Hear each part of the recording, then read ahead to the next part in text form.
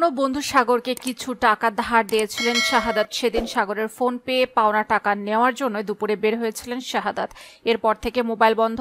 পরদিন ফেসবুকে তার লাশ উদ্ধারের ভিডিও দেখে জানতে পারেন শাহাদাত মারা গেছেন। চট্টগ্রামে একদল তরুণের হাতে গণপিটুনিতে নিহত শাহাদাত হোসেনের স্ত্রী শারমিন আক্তার বলেন কথাগুলো। সোমবার বিভিন্ন গণমাধ্যমে শারমিন আক্তার বলেন, সাগর আমাকেও মেরে ফেলার হুমকি দিয়েছেন।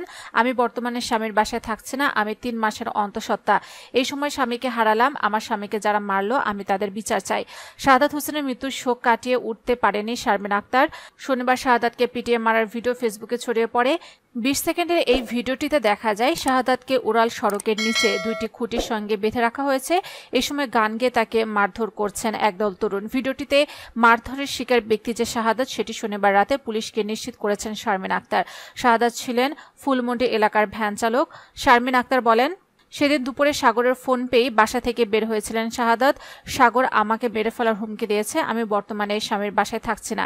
ছড়িয়ে পড়া ভিডিওটিতে সাগর আছেন কিনা এমন প্রশ্নে শারমিন সরাসরি জবাব দিতে রাজি হননি। তবে সাগর ওই স্থানের আশেপাশে প্রায় থাকতেন বলে জানান তিনি। মোহাম্মদ শাহাদাত হোসেনের পৈতৃক নিবাস নোয়াখালী জেলার সোনাইমুড়ি থানাচি পাঁচবাড়িয়া ইউনিয়নের নন্দা গ্রামে। স্ত্রী ও মাকে নিয়ে থাকতেন নগরের কোতোয়ালি থানাধীন বিআরটিসি এলাকার বয়লার কলোনিতে। সেখানে সবাই নিশ্চিত করেছেন ভিডিওটিতে মারধরের শিকার ব্যক্তি শাহাদাত। তবে বর্তমানে তার স্ত্রী সেখানে থাকেন না। বয়লার কলোনিতে দেখা যায় সেখানে এক কক্ষের একটি ঘরের দরজায় বসেছিলেন দেলোয়ারা বেগম। দেলোয়ারা বেগম বলেন, সেদিন তার বন্ধুর ফোন পেয়ে বের হয়েছিলেন শাহাদাত। পরদিন তার লাশ উদ্ধার করা হয়। যে বন্ধুর ফোন এসেছিল সেটি সাগর বলে নিশ্চিত করেছেন দেলোয়ারা বেগম। তবে সাগরের বিস্তারিত পরিচয় সম্পর্কে জানতে পারেননি তিনি।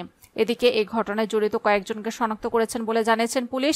তাদের গ্রেফতারে মাঠে নেমেছে নগর পুলিশের একাধিক টিম। এ বিষয়ে নগর পুলিশের এক ঊর্ধ্বতন কর্মকর্তা বলেন, ভিডিওটি ছড়িয়ে পড়ার পরপরই আমাদের নজরে এসেছে। যদিও এই ঘটনা আগে হত্যা মামলা হয়েছিল, এখন আসামিদের কয়েকজনকে শনাক্ত করা হয়েছে। মূলত ঘটনাটি ঘটেছিল 13ই আগস্ট। ওই সময় থানায় একেবারে পুলিশ ছিল না বললে চলে।